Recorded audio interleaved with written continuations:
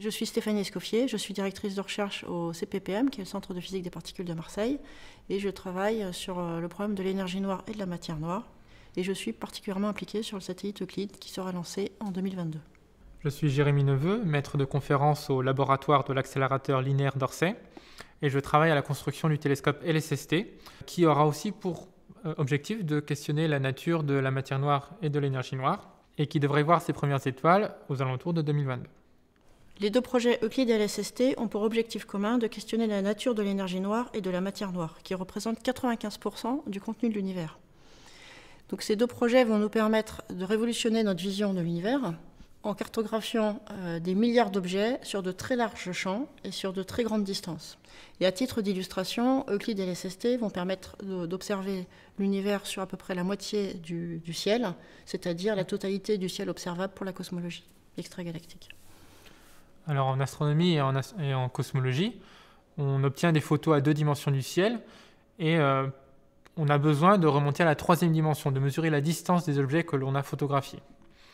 Alors il faut se débrouiller, sauf qu'on est un petit peu aidé par la physique, en partie en cosmologie, on sait que l'expansion de l'univers fait que lorsque un objet est lointain, sa lumière est décalée vers le rouge. Plus un objet est lointain, plus son spectre, donc l'intensité de la lumière en fonction de la couleur, est décalée vers les couleurs rouges. Donc, pour remonter à la 3e dimension, si on est capable d'avoir les couleurs des objets, des galaxies, ou voire même son spectre, alors on est capable de mesurer leur distance. Donc, ces deux projets sont des très grosses collaborations de physiciens et d'astronomes, de plusieurs centaines, voire plusieurs milliers de personnes. LSST en particulier, c'est un projet essentiellement financé par les États-Unis. C'est un télescope qui sera construit sur une montagne au Chili, à 2100 mètres d'altitude, dans le désert de l'Atacama, et qui devrait observer des galaxies jusqu'à 3 milliards d'années-lumière environ. Euclide, on est sur une mission spatiale. Donc Euclide sera lancé à partir d'un lanceur Soyouz de la base de Kourou. Il sera mis en orbite sur le point de Lagrange L2. Ce point de Lagrange est idéal pour l'observation du cosmos. L'avantage de se mettre dans l'espace, c'est de pouvoir s'affranchir de l'absorption de l'infrarouge par l'atmosphère et donc de pouvoir observer des objets beaucoup plus lointains que si on est situé sur Terre.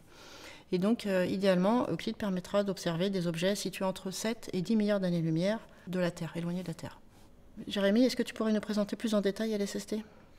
Oui, alors déjà, LSST, ça veut dire Large Synoptic Survey Telescope. C'est un télescope de 8,4 mètres de diamètre, donc un grand télescope, mais on fait déjà des télescopes aussi grands. La particularité, ça va être sa formule optique qui est très compacte et qui va permettre non pas de scruter un objet particulier et ses détails, mais de photographier en une seule prise un champ dans le ciel grand comme 40 fois la pleine lune.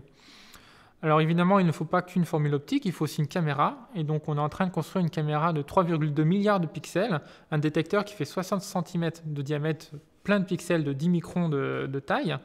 Et donc ce sera le plus grand appareil photographique du monde quand il fonctionnera. Comme Euclide sera embarqué sur une fusée Soyouz, quelle taille du miroir avez-vous pu mettre dans le satellite ?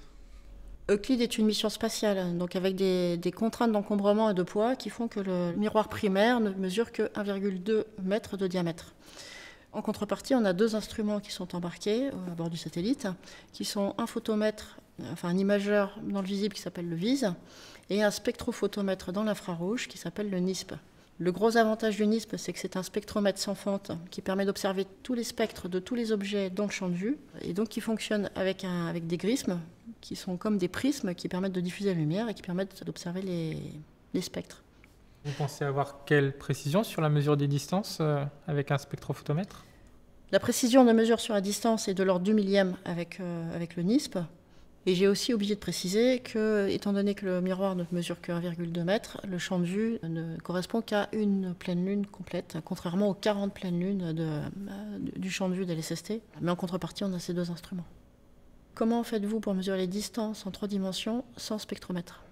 Effectivement, sur LSST, on ne peut pas mettre un spectrophotomètre comme sur Euclide. Néanmoins, devant la caméra, on a un système de changeur de filtres. Donc on va pouvoir glisser devant la caméra 6 filtres colorés pour mesurer 6 couleurs des galaxies au lieu de mesurer leur spectre complet. C'est comme si on avait un spectre avec seulement 6 points. Et en regardant la balance de ces différentes couleurs, on pense pouvoir déterminer la distance des galaxies au pourcent à peu près. Par contre, LSST, avec sa très grande caméra, va être capable de photographier tout le ciel de l'hémisphère sud en seulement 4 jours, et ça pendant 10 ans. Donc on devrait pouvoir regarder le même objet environ 800 fois pendant 10 années. Donc on devrait voir à peu près tout ce qui bouge, tout ce qui clignote dans le ciel, en particulier les explosions de supernovas, les astéroïdes, etc. etc. Mais du coup, Euclide, comme c'est un télescope dans l'espace, est-ce que vous allez pouvoir le manipuler à souhait pour pointer différents objets dans le ciel à différents moments?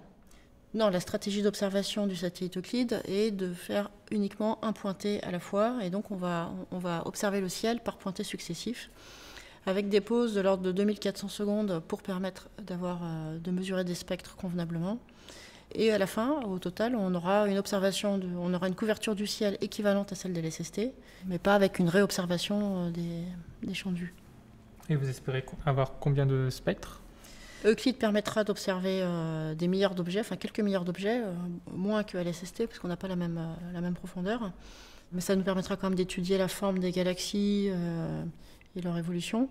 Et puis en spectroscopie, on aura à peu près 50 millions de galaxies, 50 millions d'objets, ce qui représente 25 fois plus que tous les sondages actuels comme SDSS en spectroscopie. Maintenant qu'on a présenté nos instruments, on pourrait peut-être décrire un peu plus en détail comment sortir les informations cosmologiques de nos images. Alors la méthode phare mise en avant par les collaborations LSST et Euclide pour cartographier la présence de la matière noire dans l'univers, c'est la méthode de mesure par l'anti-âge gravitationnel. Alors, je vais tenter de vous expliquer comment fonctionne cette mesure. Imaginons dans un premier temps que je vous mette au défi de repérer la présence d'un verre, un verre à eau, un verre à pied mais vide, posé sur une nappe blanche, et que je vous contraigne à rester assis sur une chaise, mais que je vous donne un appareil photo.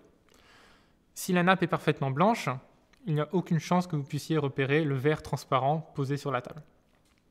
Maintenant, si je mets à votre disposition une nappe avec des poids parfaitement ronds, là, à partir d'une photographie, vous allez pouvoir détecter la présence du verre posé sur la table. Pourquoi? Parce que la lumière qui vient des poids situés en arrière-plan derrière le verre va être déviée par la présence du verre. L'image des poids va être déformée. Et si je vous donne des bouquins de physique et d'optique, en faisant pas mal de calculs, vous allez pouvoir même déterminer la forme du verre à partir des déformations des poids. Maintenant, revenons à la cosmologie. Pareil, nous sommes cloués sur Terre, nous ne pouvons pas nous déplacer pour aller voir la matière noire sous toutes ses coutures. Par contre, on possède le plus grand appareil photographique du monde. La matière noire, elle est noire, mais elle est aussi parfaitement transparente. Si de la matière noire se trouve entre nous et des galaxies, alors comme elle est pesante, elle peut aussi dévier la lumière qui provient de ces galaxies. Et comme les galaxies sont en moyenne parfaitement rondes, si dans une portion du ciel on détecte que les galaxies sont en moyenne déformées, qu'elles ne sont pas très rondes, alors on va pouvoir en déduire qu'entre nous et elles, il y avait de la matière noire.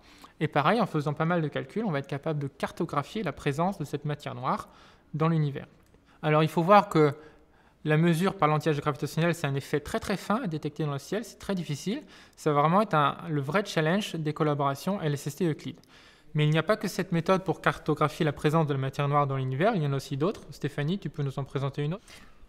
Oui, effectivement, la distribution des galaxies dans l'univers va nous donner des renseignements précieux sur l'évolution de l'univers et sur la distribution de matière noire. Donc, revenons juste un instant à l'époque de la recombinaison, 380 000 ans après le Big Bang. À cette époque-là, l'univers commence à refroidir et les électrons commencent à s'accrocher au noyau pour former des atomes. Et à ce moment-là, l'univers devient transparent aux photons, c'est-à-dire que les photons traversent paisiblement l'univers. Et du coup, ça nous permet d'avoir aujourd'hui une image de cet univers figé 380 000 ans après le Big Bang. Donc c'est l'observation du rayonnement fossile observé par Planck. Et cette cartographie du rayonnement fossile nous indique des régions de surdensité de matière et de sous-densité de matière. Et dans le modèle standard de la cosmologie, on suppose que les régions de surdensité de matière ont donné naissance aux galaxies. Et donc, en cartographiant la distribution de galaxies à différentes époques de l'univers, ça va nous permettre de contraindre et de comprendre la distribution de la matière lumineuse, les galaxies, et la distribution de matière noire qui est sous-jacente à la distribution de galaxies. Donc on sait aujourd'hui que l'univers, il est homogène et isotrope à grande échelle, mais en fait à petite échelle, on s'aperçoit que les galaxies sont distribuées sur ces filaments de matière noire et donc dessinent elles-mêmes des filaments de matière. Et ces filaments vont aussi faire des murs et on a aussi des régions qui vont être délimités par ces filaments et ces murs qu'on va appeler des vides cosmiques, qui vont être des régions très sous-denses en matière et qu'on peut, si on revient à l'époque de la recombinaison, qu'on peut apparenter aux régions de sous-densité de matière dans le rayonnement fossile. Donc la distribution de galaxies va nous donner des renseignements sur la distribution de matière noire dans l'univers et également sur l'énergie noire. On a d'autres techniques en plus de la distribution des galaxies et du lentillage gravitationnel pour traquer la matière noire. Et chaque instrument, au-delà en plus de ces différentes techniques, pourra combiner les différentes techniques entre elles pour aller encore plus loin. Et on pourra même à terme, c'est l'objectif, de combiner les données des différents instruments, des différentes missions, LSST et Euclide, pour comprendre encore mieux cette matière noire. Oui, il faut bien comprendre quelque chose de fondamental, c'est que contrairement aux expériences de détection directe qui vont chercher à voir le passage d'une particule de matière noire, pour nous, la matière noire, elle existe, elle est dans le ciel et on va chercher à cartographier sa présence. Et par la carte que Euclide et LSST va pouvoir produire de cette répartition dans l'univers, on va pouvoir en déduire ses propriétés alors qu'on ne sait pas ce que c'est.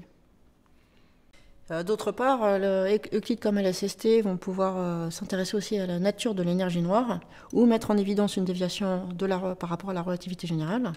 On pourrait même imaginer que matière noire et énergie noire ne soient qu'une et même facette d'une théorie gravitationnelle encore plus globale. Et qui sait ?